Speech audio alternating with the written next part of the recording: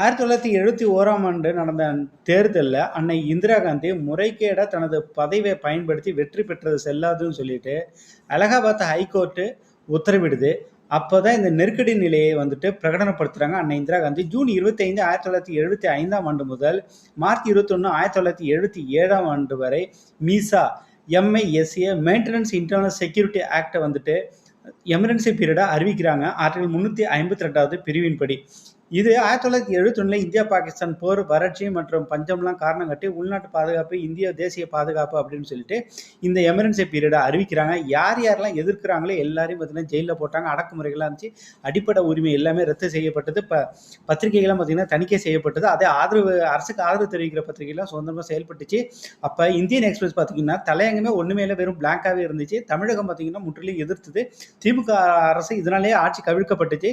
அப்போதான் மு க ஸ்டாலின்லாம் ஜெயிலில் போட்டு அடிச்சு